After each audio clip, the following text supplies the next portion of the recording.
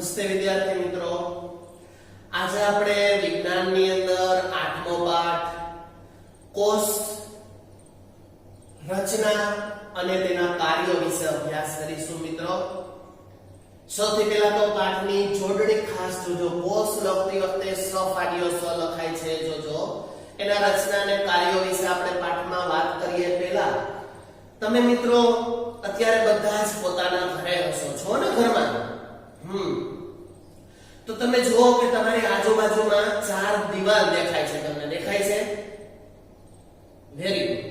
આગળ પાછળ ઉપર નીચે બધી બાજુ તમને દીવાલથી બનેલું આખું તમારું મકાન ઘર છે, બરાબર? એવી જ રીતે હવે તમે વિચારો કે એ દીવાલોમાં આ દીવાલ બનાવવા માટે શેની જરૂર પડે છે મોટા ભાગે?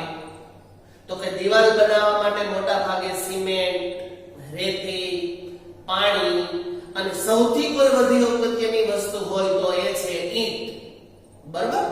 નાની નાની ઈંટો ભેગી કરી અને આ મોટી દીવાલ બનેલી છે। એવી જ રીતે મિત્રો, બરાબર, આ ઈંટ એક ઈંટ ભેગી થઈ અને મોટી દીવાલ અને આ 2, 4, 5 દીવાલો ભેગી થઈ અને આપણું સરસ મજાનું મકાન એટલે કે આપણું ઘર તૈયાર થાય છે ને?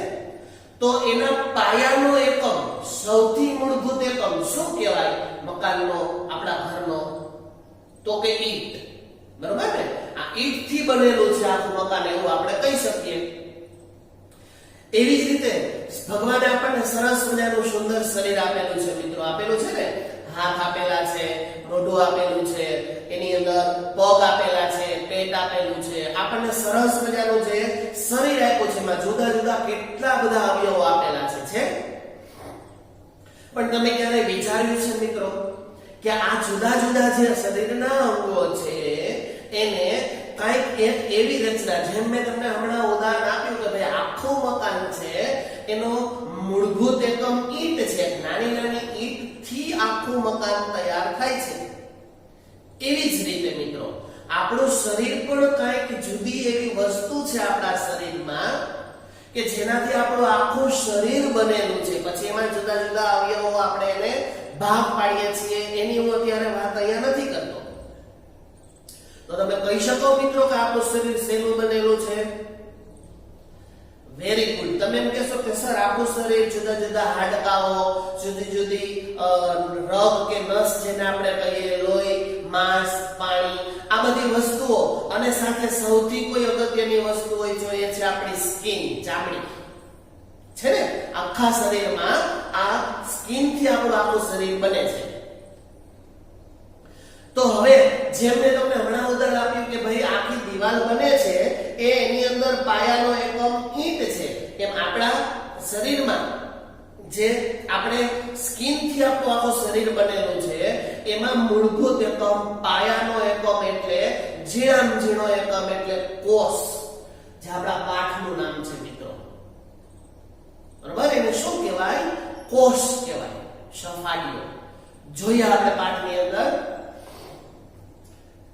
આપણે પ્રસ્તાવનાની વાત કરી કે આપણે કોષથી પરિચિત થઈ ગયા, હવે એને કંઈક આપણે શાબ્દિક રીતે રજૂઆત કરીએ તો કે અંગોના, આપણા શરીરના જે જુદા જુદા અંગો છે, અવયવો છે, હાથ, પગ, માથું, મોઢું, આંખો, બરાબર, ચહેરા, આપણા શરીરના જેટલા પણ અંગો છે એમાં રચનાત્મક શબ્દ ખાસ જોજો, લખવાનો થશે સ્વામાં, રચનાત્મક, મૂળભૂત એટલે કે પાયાનો એકમને કોષ, સફાડીઓ, ઇંગ્લિશમાં એને સેલ કહેવાય, CELL સેલ, અથવા તો ગુજરાતીમાં એને કોષ તરીકે ઓળખવામાં આવે છે। હવે તમને ખ્યાલ આવી ગયો મિત્રો કોષ કોને કહેવાય? જેનાથી આપણું આખું શરીર બનેલું છે એવા આપણા શરીરનો જે મૂળભૂત એકમ, પાયાનો એકમ છે એને કોષ તરીકે ઓળખવામાં આવે છે, જેને ઇંગ્લિશની અંદર સેલ કહેવામાં આવે છે, CELL। હવે જાણીને નવાઈ થશે મિત્રો કે આ કોષની શોધ હજારો વર્ષો પહેલા થઈ ગઈ છે મિત્રો। તમને પાઠ્યપુસ્તકના પેજ નંબર 90 ઉપર એક સરસ મજાની 8.1 આકૃતિ આપેલી છે, જો નીચે પેરેગ્રાફમાં બ્લેક કલરની, બરાબર? એ આકૃતિ શેની છે? તો કે એ એક વૃક્ષ છે, વૃક્ષ। એ વૃક્ષનો એક નાનો ભાગ છે જેને અહીંયા વિજ્ઞાનની ભાષામાં બુચ કહેવાય. પેલું રબરનું બુચ નહીં જેનો આપણે યુઝ કરીએ છીએ નહીં, પરંતુ વૃક્ષનો નાનો ટુકડો, નાનો અમથો છે બુચ, જેનો વર્ષો પહેલા એક વૈજ્ઞાનિકે અભ્યાસ કરેલો હતો અને એ અભ્યાસના આધારે એણે એવું નક્કી કર્યું, કારણ કે આપણે જાણીએ છીએ કે વનસ્પતિ સજીવ છે એટલે વનસ્પતિ જેવી જ રચના આપણા શરીરની પણ છે. તો એ વૈજ્ઞાનિકે આ વનસ્પતિના અભ્યાસ દ્વારા એવું સાબિત કરેલું કે આ જુદા જુદા કોષના જોડાણથી આખી વનસ્પતિ, આખું વૃક્ષ તૈયાર થાય છે. એમ આપણા શરીરની અંદર પણ જુદા જુદા પ્રકારના કોષોના સંગ્રહથી પાયાનો એકમ, મૂળભૂત એકમ કોષ છે, જે એક સાથે ભેગો થાય એટલે આપણું આખું શરીરની જે સ્કિન છે, ચામડી છે, એ તૈયાર થાય છે અને આપણું આખું શરીર બને છે. એ રીતે એ વૈજ્ઞાનિકનું નામ છે રોબર્ટ હુક. શું નામ છે મિત્રો? Robert Hooke. આ વૈજ્ઞાનિકે સૌથી પહેલા વિજ્ઞાનની અંદર, અને ક્યારે તો કે 1665 ની સાલમાં, તમને નાના પ્રશ્નો MCQ પૂછાઈ શકશે કે ભાઈ કોષ એટલે શું, કોષને ઇંગ્લિશમાં શું કહે છે, કોષની શોધ કોણે કરી? રોબર્ટ હુકે. કોષની શોધ ક્યારે કરી? 1665 માં. શેના ઉપર સૌપ્રથમ કોષની શોધ કરવામાં આવી હતી? શેના આધારે નક્કી કરવામાં આવેલું હતું? તો કે વનસ્પતિનો એક નાનો એવો કટકો, ટુકડો, જેને આપણે અહીંયા બુચ કહીએ છીએ. બરોબર? શું કર્યું એને? તો કે વૃક્ષના એક નાના કટકાને લઈ અને પાઠમાં એક એવો શબ્દ છે વિપુલ દર્શક સાધન. વિપુલ એટલે એકદમ પુષ્કળ, મોટું, જાજુ. દર્શક એટલે જોવું, જાજુ જોઈ શકાય એવા પ્રકારનું સાધન કે વિપુલ દર્શક સાધનને અત્યારે આપણે મિત્રો સૂક્ષ્મ દર્શક યંત્રથી ઓળખીએ છીએ. શું નામ છે એનું? સૂક્ષ્મ દર્શક યંત્ર. સૂક્ષ્મ એટલે નાનામાં નાનું, દર્શક એટલે જોવું. નાનામાં નાનો શરીરનો કોઈ પણ વસ્તુનો નાનામાં નાનો ભાગ છે એ આ સૂક્ષ્મ દર્શક યંત્રની મદદથી જોઈ શકાય છે. તો આપણે પણ જો આપણા શરીરના કોષોનું અવલોકન કરવું હોય તો આવા સૂક્ષ્મ દર્શક યંત્ર સાધનની જરૂર પડે. નરી આંખે ન જોઈ શકીએ આપણે, એના માટે આ સૂક્ષ્મદર્શક યંત્રનો સહારો લેવો પડે. તો મિત્રો આપણે એનાથી પણ MCQ કે નાનો પ્રશ્ન નીકળી શકે કે કોષ જોવા માટે સૌથી અગત્યનું સાધન કયું છે? તો કે સૂક્ષ્મદર્શક યંત્ર. આ સૂક્ષ્મદર્શક યંત્રની મદદથી આપણે શરીરની અંદરના કોષ, ઘણા બધા કોષ આવેલા છે મિત્રો. પાઠની અંદર આપણે જોઈશું વધારે આગળ એટલે તમને ખ્યાલ આવશે કે આપણા શરીરમાં ભગવાને કઈ અજબ પ્રકારની રચના કરીને આપણું શરીર બનાવેલું છે.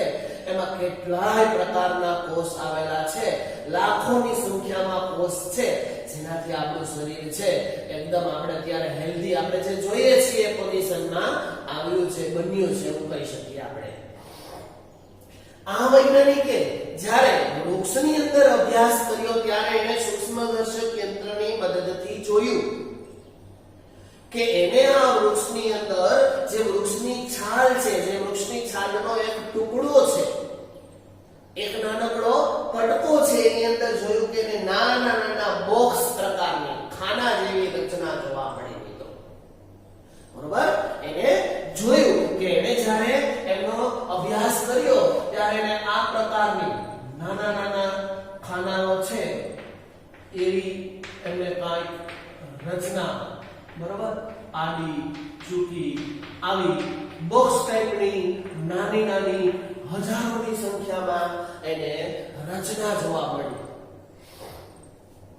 જેને એને વિભાજિત ખંડો. જોજો આ આમ અલગ છે, વિભાજિત છે, જુદું છે, પણ આ બધા એક સાથે જોડાય છે. જેમ મેં તમને આગળ ઉદાહરણ આપ્યું કે આપણું મકાનની અંદર ઈંટ છે એ અલગ વિભાગ છે, એક ઈંટ છે પછી બીજી, ત્રીજી, ચોથી હોય ને, પરંતુ એને સિમેન્ટ, રેતી ને પાણીના માધ્યમથી જોઈન્ટ કરવામાં આવે છે અને પરિણામે આખી દીવાલ તૈયાર થાય છે. એ વિભાજિત છે પરંતુ એ સંયુક્ત રીતે પાસે પાસે જોડાયેલા હોવાથી આખો કોષ તૈયાર થાય છે. સમજાય છે મિત્રો? Very good.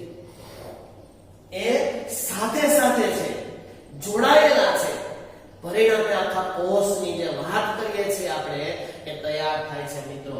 જેમ મેં તમને હમણાં જ વાત કરી કે દીવાલ, બરાબર? તો આ છૂટા હવે એને જે કોષની અંદર એને જે સૂક્ષ્મદર્શક સાધન લઈ અને જે એમનું નિરીક્ષણ કરેલું હતું એને આવી રચના જોવા મળી કે એક આમ એ છૂટા છે પરંતુ નજીક છે, ભેગા ભેગા છે, પાસે પાસે છે, પરિણામે આવી કોઈ આકૃતિ તૈયાર થાય છે. એને જે કોષ નિહાળેલા હતા મિત્રો એ મૃત કોષ હતા. મૃત કોષ બે પ્રકારના હોય મિત્રો, એક મૃત અને એક સજીવ. સજીવ કોષ, દાખલા તરીકે તમે બધાએ તમારો ડાબો હાથ રાખી અને જમણા હાથથી આમ નાનો એવો ચીટીઓ તમારા હાથમાં ભરો તો કેવું ભરી જાવ? તમે ભરો છો ને? જો તમને કેવી અનુભૂતિ થાય છે? દુખે છે, બળે છે, કઈક અનુભૂતિ થાય છે ને? કારણ કે આપણા શરીરની આ સ્કિન છે, જે કોષની હું વાત કરી રહ્યો છું, એ સજીવ છે.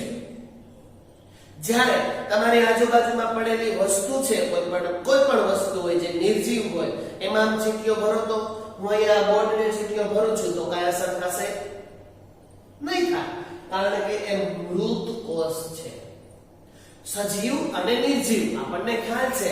આવા મૃત કોષો આપણે ઘણી વખત જોઈએ છીએ કે આપણને લાગેલું હોય છે, કાંઈ પણ વાગ્યું હોય, પછી આપણા શરીરની ચામડી બ્લેક કલરની થઈ જાય, કારણ કે ઉપરની સ્કિન છે એ નીકળી જાય છે, એ મૃત કોષ થઈ જાય છે.